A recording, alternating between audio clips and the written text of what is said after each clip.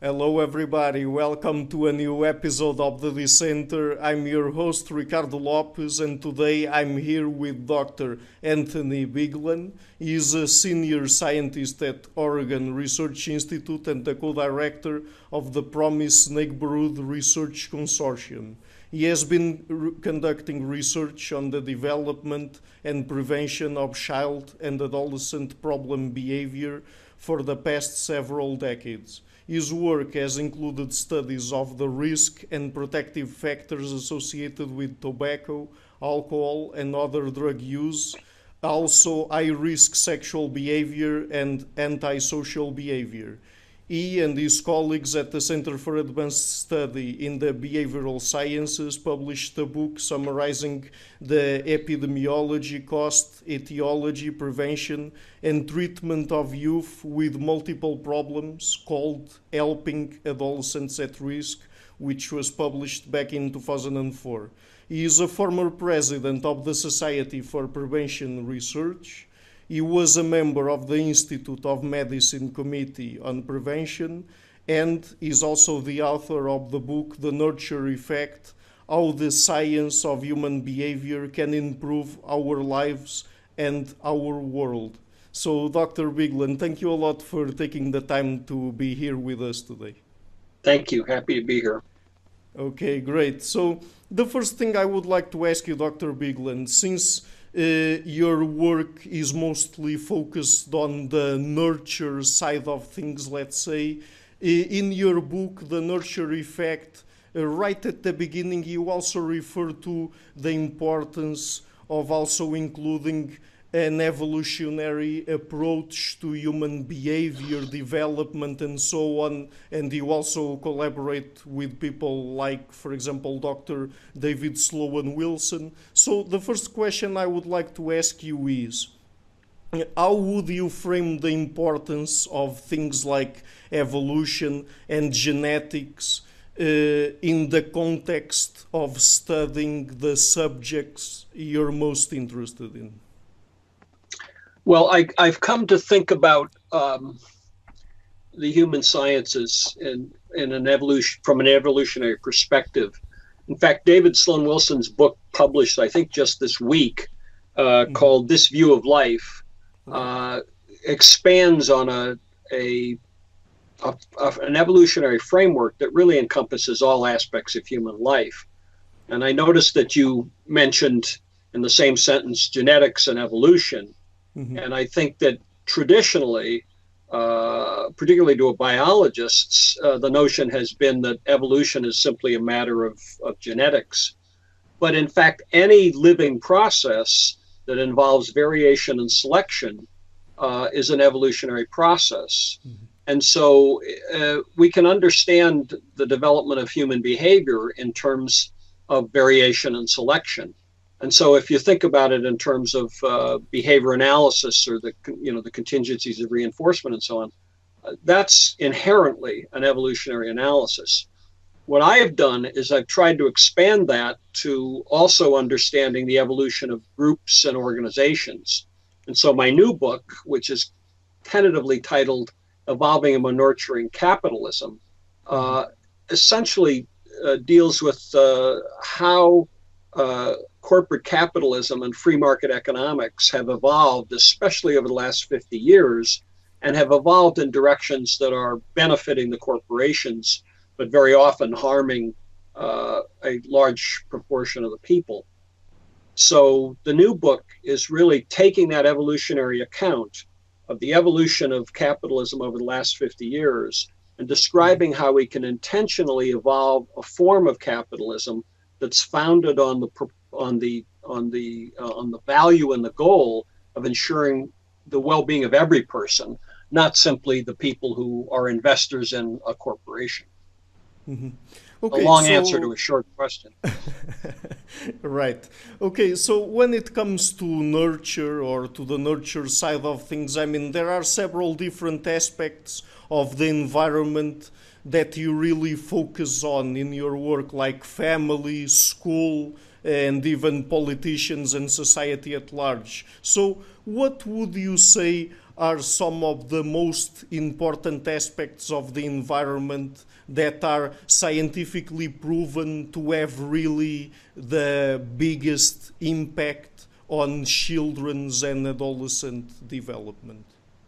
Well, I think by far the biggest one is simply the degree to which children find themselves in families and schools and neighborhoods and their relationships with peers, to the extent that they are experiencing threat, conflict, coercion. That is the number one factor that produces all kinds of problems, and not just psychological and behavioral problems, but also health problems. The psychologist Greg Miller has done quite a bit of research on this, and he has shown that young children who are exposed to coercive interactions with their parents, and it doesn't have to be abuse and brutality. It can just be, you're stupid, and angry, and those anger and those kinds of things.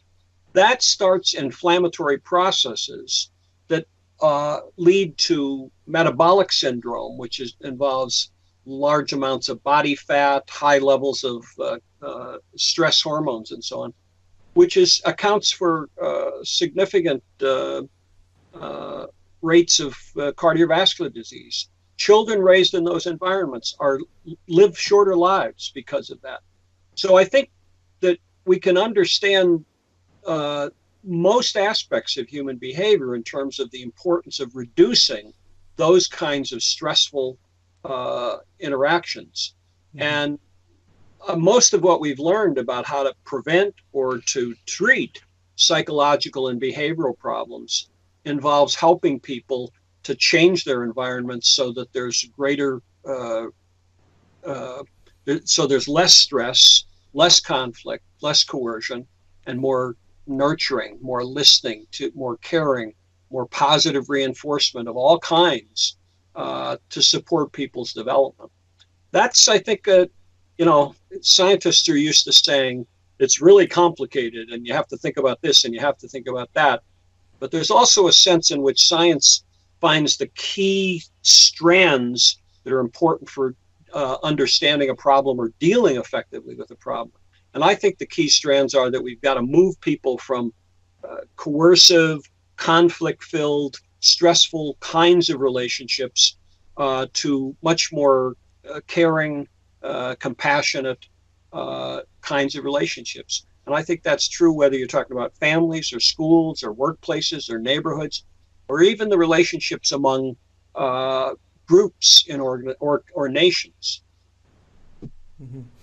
So there are common factors between, for example, family environments and school environments, right? But on the other end, isn't it also the case that there are some specific factors that we have to deal with when it comes to, for example, family environments and school environments? Perhaps some aspects where they differ from each other. Well, certainly, if you're trying to help families to become more nurturing, the things you do might be rather different from what you do in a school. I think most of the family interventions start by befriending the parents and helping the parents to feel comfortable that they're being listened to, that they're going to get help, they're not going to be disapproved of, and then giving them solid, useful advice for how to deal with common problems of children. And so, that's certainly a different strategy than you might use in schools, where you might have a curriculum that's teaching kids how to get along with each other, how to understand their emotions. And there are quite a variety of family interventions and school interventions that have been shown to make a difference. So I don't know how much, we could get into much more detail about that. Mm-hmm.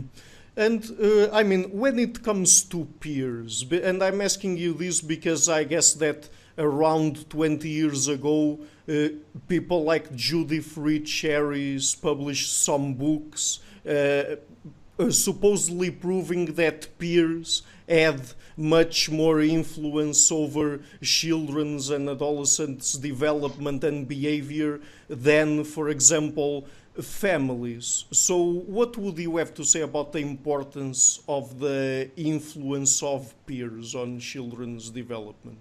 Well, the research, the thing you cited, and what was her name? I've forgotten. Judith Rich Harris, right? Yes, that was quite controversial when it came out. And what she did not mention was that there were a whole bunch of family interventions that have been shown in randomized trials to significantly reduce the problem behaviors that kids, aggressive social behavior, delinquency, substance use. And if these interventions worked by changing families, that's pretty strong evidence that families do influence kids. That's certainly not to say that that peer influences aren't very important, but in fact, families can have an influence on peer influences through effective monitoring and limited setting in terms of kids being able to, just run loose with other kids without any adult supervision. Mm-hmm. Yes, but we're talking about prevention science here, right? So when it comes to prevention science, isn't it somewhat of a big problem of it, the fact that it is prevention science here, right? So when it comes to prevention science, isn't it somewhat of a big problem of it, the fact that it is very difficult for us to really isolate and control for environmental factors, just because our environment is really composed of a lot of different factors, and perhaps when we're studying families and schools and peers and society at large, I mean, there are a lot of things that are really difficult to control here, right? Yes. It's true, but we're learning how to control them. The family interventions are teaching us how we can help families to become more nurturing in the sense that I'm talking about it. And, let me go into a little bit more detail on that. I've talked about reducing coercive interactions in families. I've talked about rich reinforcement of all kinds of pro-social behaviors. And I'm not talking about M&Ms and candy. I'm talking about listening and hugging and just doing things with the child and following the child's lead and so on. But there's also a matter of setting limits on what kids can do that might get them into trouble, and preventing them from having influences that would encourage them to engage in problem behavior, like the marketing of cigarettes or alcohol, which continue to be significant problems for youth. So yeah, there are all of these kinds of things that we need to do. But I do think that the principles of nurturance are relevant not only in terms of creating environments that are nurturing, but also how you get to those environments. You're not going to punish your way into more nurturing environments. You can't, you get a parent and say, you shouldn't be doing this. You're evil. You're harming your child. Good luck with that. We need to be nurturing. It's sort of like that old saying of turtles all the way down. If you want parents to be nurturing to their children, you have to be nurturing to the parents. If you want the people who work with the parents to be nurturing to the parents, you need to be nurturing toward them. And so, everywhere you look, we need to replace commands and criticism and so on with caring and support. Mm-hmm. So at a certain point there you referred to the consumption of substances like tobacco, alcohol and other drugs by adolescents, but sometimes even children as well. So when it comes to addictive behavior, what are some of the main aspects of the environment that really promote the development of addictive behavior? Well, with respect to alcohol and tobacco, the number one influence has been the marketing of these products. And there has been some curtailment of the ability of the tobacco industry to market to children. I don't know what the situation is in Spain.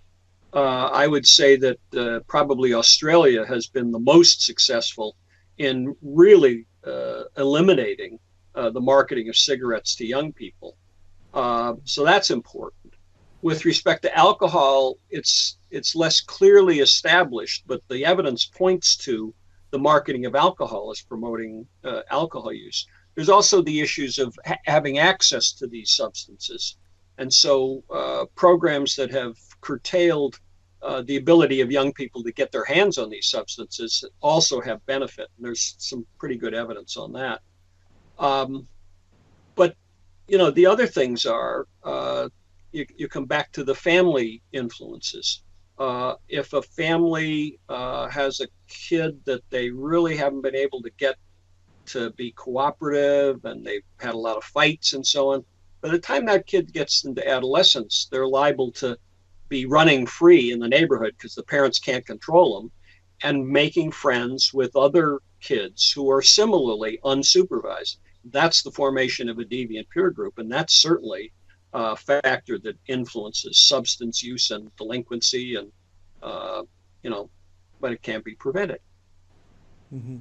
Yes, and when we're talking about substance use and abuse, I mean, we're talking mostly about, I would say, addictive behaviors, but there are other types of behavioral issues that you're also interested in, like, for example, high-risk sexual behavior, and this is a little bit different, right? Because, I mean, it is not necessarily something that is addictive, and on the other hand, sexual behavior, I mean, it is something innate to us. I mean, tobacco, alcohol, and things like that, they are technologies that we've developed over time. But sexual behavior, I mean, we have our sexual instincts and things like that. So, yes. What is different in the approach that we should have to that type of behavior?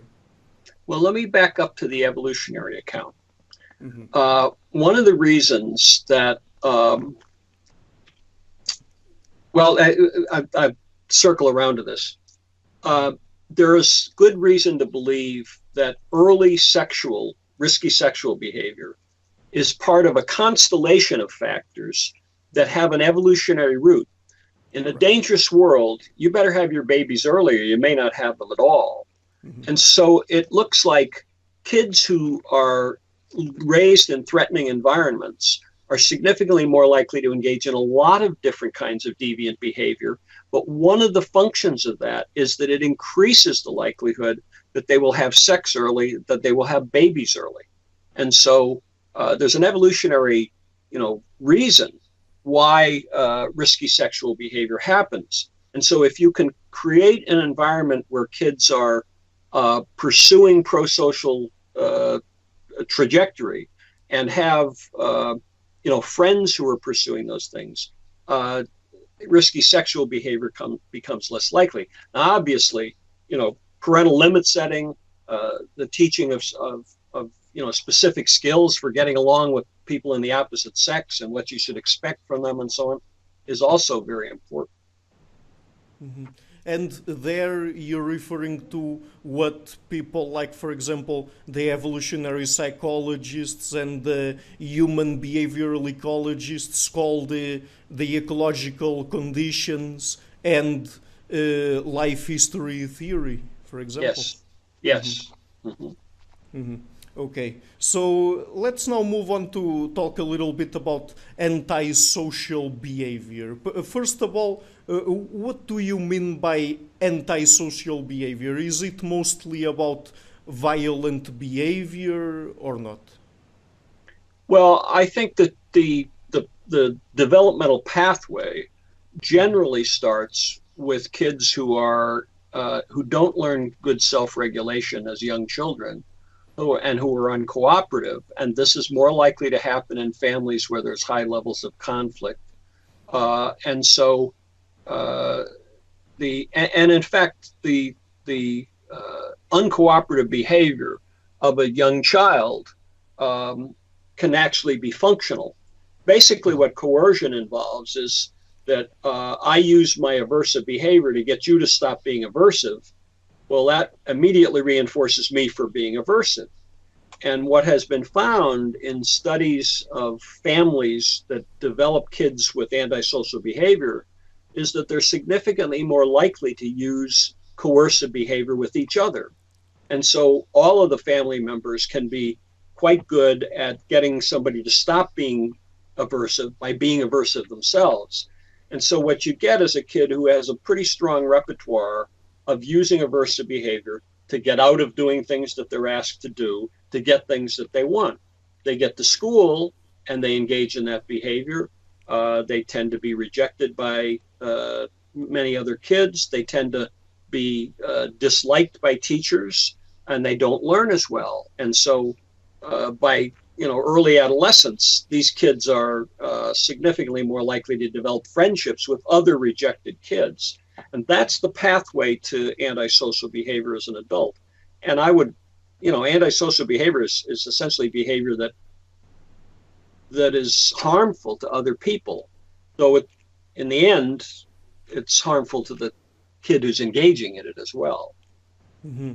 Yes, and that's a very good point to make here, right? That all of the types of behavior that we're talking about here, what you're really interested in is the fact that they might be harmful to the child herself or Yes. to the adolescent himself, Yes. and to the people surrounding him or her, right? Right.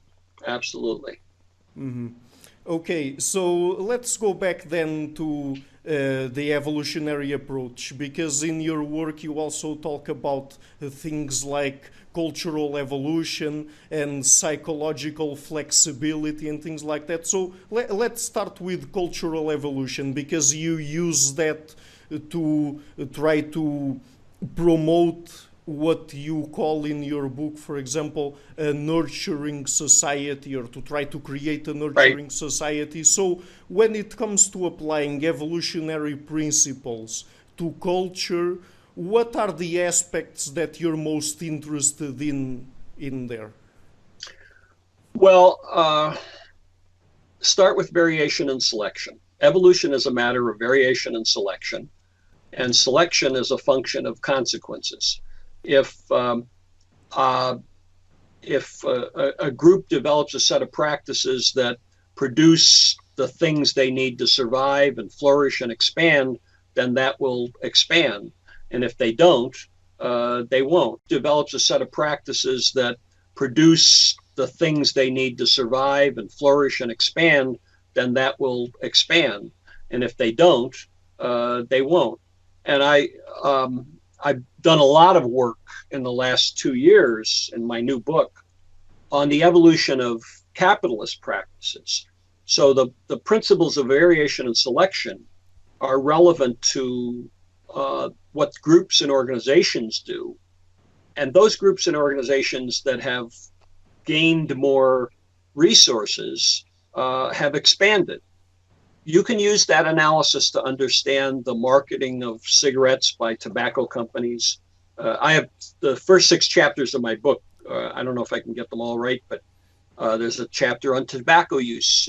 450,000 Americans die each year of smoking-related illness. This is harmful, but the practices of the tobacco industry have been selected by the profits that they have made, and it has been without regard to the harm that's done.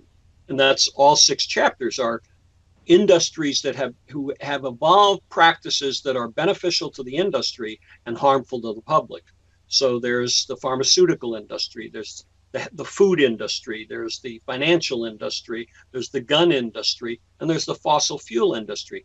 And all of these have evolved practices that were beneficial to them, and in many cases beneficial to others. I mean, without the fossil fuel industry over the last 200 years, we wouldn't be talking to each other from this distance. But once you identify that a practice is harmful, then we can ask the question of, do we want that harm? Does that harm outweigh the benefit? And if it does outweigh the benefit, how can we regulate the consequences to the corporations such that they will not engage in practices that are harmful? I don't know if I may have sort of moved off of what you had in mind with that, but Yes, because I mean when we refer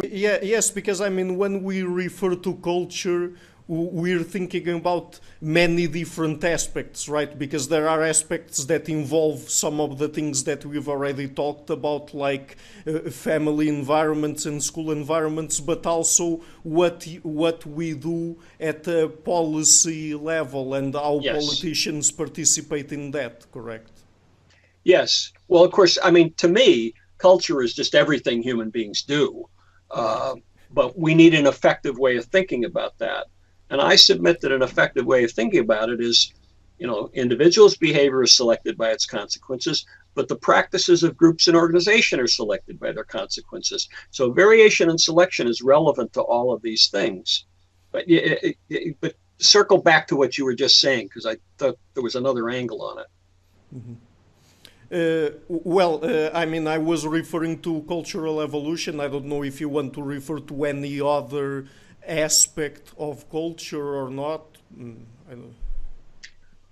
Well, to me, what we need to reform society, basically, is to get clear on what our values are. You have to start with values.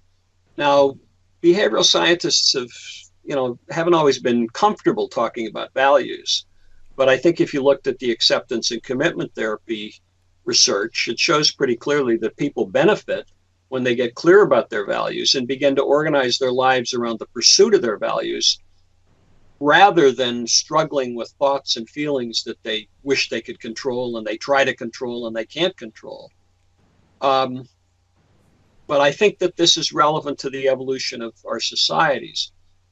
I think that if you ask most people about the things that they want in their lives and in the lives of their community, they're going to talk about pro-social things. I've done this with groups from Oregon to Sweden, asking them what are the things you'd like to see, and they basically want to see people being caring and compassionate and productive and so on.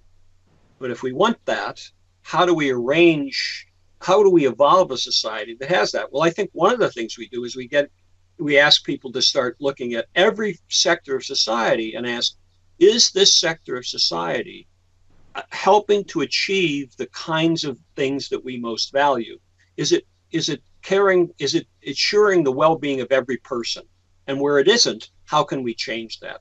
And the second half of my book has chapters on higher education, the health system, K-12 education, business, the criminal justice system. And in every sector of society, what we need are people to say, how much is this sector of society contributing to the well-being of every person? And are there ways in which it's acting that actually harm people? And I submit that in every sector I just mentioned, a group of people who got serious about, well, wait a minute, is this actually benefiting or is it harming? We would begin to reform every sector of society. Mm-hmm. Okay, so let's now talk a little bit about another very important concept that has to do with psychological flexibility, because that I think is really crucial here. Do you think that there is individual variability when it comes to the ability of each individual to really be psychologically flexible? Do you think that varies between individuals or not?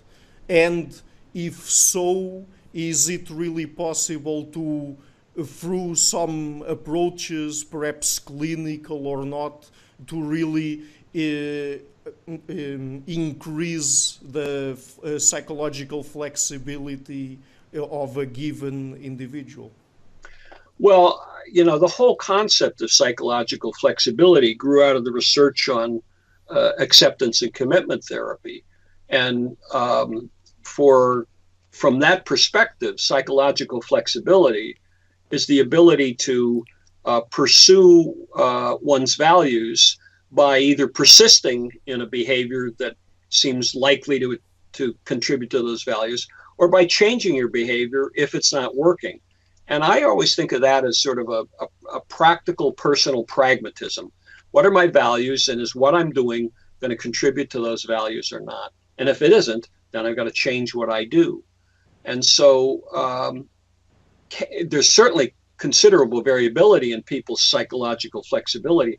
I don't think there's as much research that has been done as is needed on the degree to which coercive environments make people not psychologically flexible. And so I think that one of the things that would be helpful would be to look at the degree to which these family interventions, for example, increase psychological flexibility, increase the ability of people to regulate their responses to distress, and in the context of distress, do things that will work for them as opposed to do things that exacerbate the problems that they're having. Mm-hmm. So, I mean, anyway, it is the ways by which we approach each individual in terms of their psychological flexibility. I mean, it is easier to work with some individuals than others, right? Because perhaps in some people it is much more difficult, and I'm not sure if for innate reasons or perhaps the environments they developed in, it is much more difficult to render them more psychologically flexible, let's say. Right. Well, there are certainly people you can't help, but there are now something more than 200 randomized trials of acceptance and commitment therapy for problems as diverse as cigarette smoking and schizophrenia.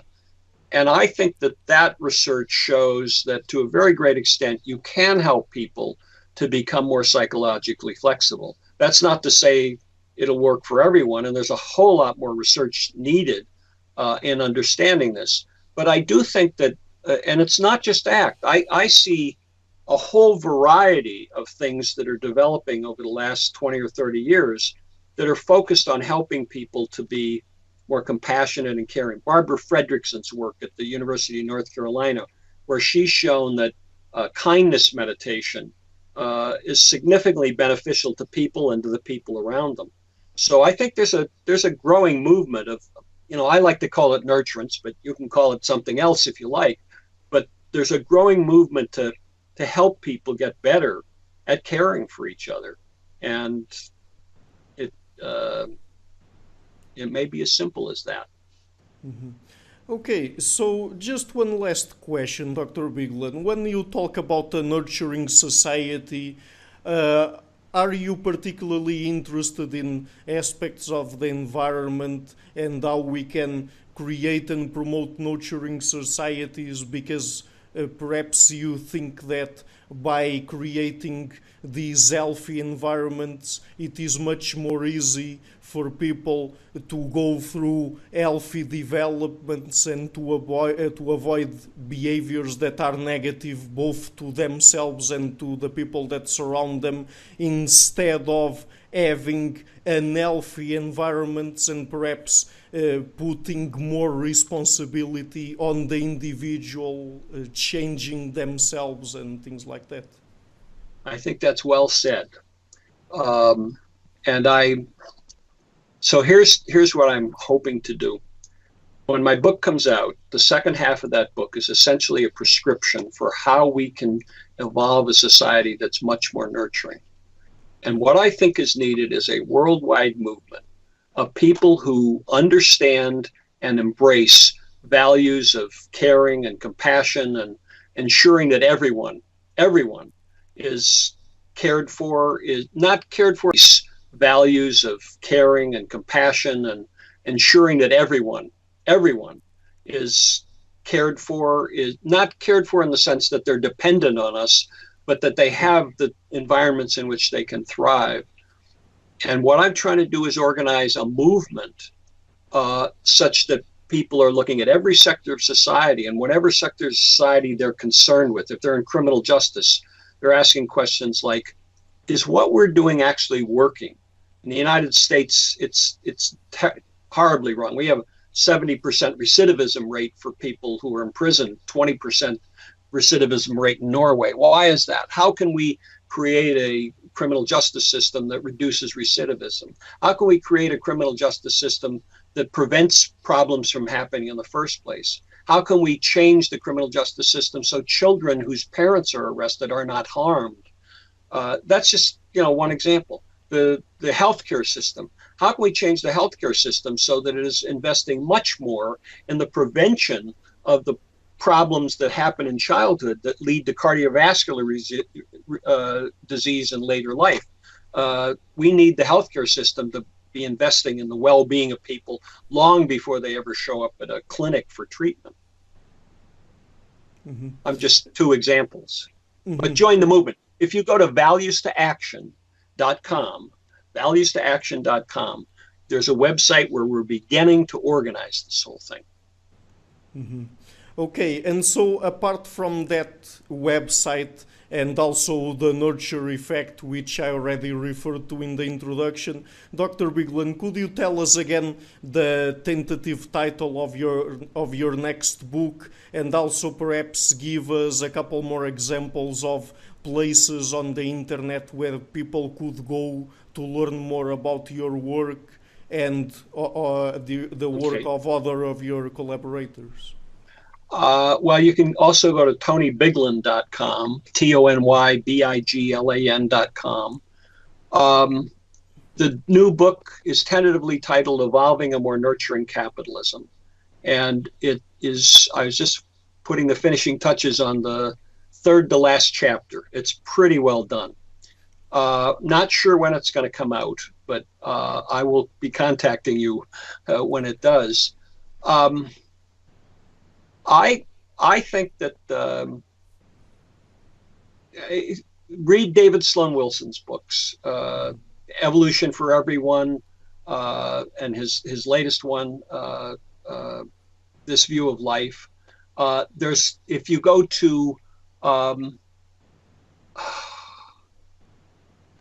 the website, look up the Evolution Institute and go to their website. They have all kinds of good things.